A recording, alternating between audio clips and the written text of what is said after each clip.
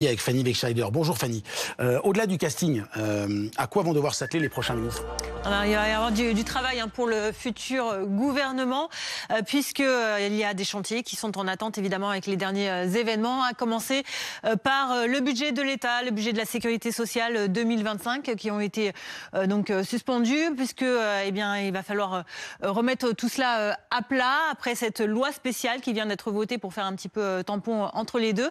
Un projet de loi de finances 2025 qui va être voté pour notamment résorber la dette et le déficit public abyssaux de la France, mais aussi débloquer un certain nombre d'aides à des secteurs en crise, comme par exemple le secteur de l'agriculture. Les agriculteurs qui attendent depuis quasiment un an, depuis janvier dernier, que les promesses faites par Gabriel Attal soient mises en œuvre. Et la crise également dans le secteur industriel, on en parle assez souvent ici, de semaine en semaine, avec tous ces plans sociaux qui se multiplient dans les usines françaises. Il y a également des sujets et des thèmes qui fâchent, qui vont devoir être traités pourtant, comme la réforme des retraites qui avait été votée, enfin qui a été passée par 49.3 en 2023, une réforme nécessaire selon François Bayrou, mais mal préparée, mal expliquée, mais qu'il ne souhaite pas suspendre comme le demande la gauche, mais reprendre. Il se donne pour cela 9 mois. Il y a également cette nouvelle loi immigration qui va revenir rapidement sur la table, avec donc elle avait été mise en pause avec la censure, et là Bruno Retailleau souhaite aussi la relancer,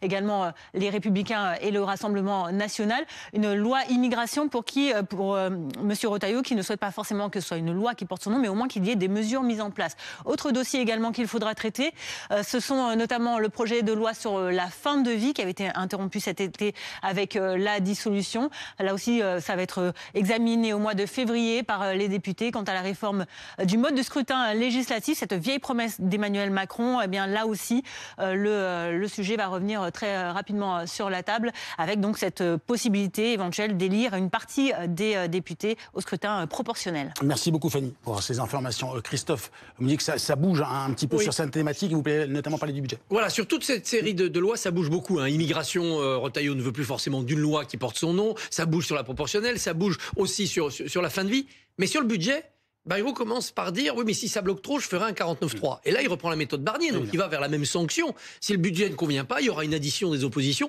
et il sera censuré. Il devrait plutôt changer de méthode, prendre l'autre méthode. On laisse le Parlement parlementer, débattre. Le Parlement a une limite de temps. Si le Parlement n'est pas capable de se mettre d'accord dans cette limite de temps, le gouvernement procède par ordonnance. C'est pas idéal, c'est plein de défauts, c'est plein de tensions, mais ça serait différent de la méthode Barnier qui a montré qu'elle échoue.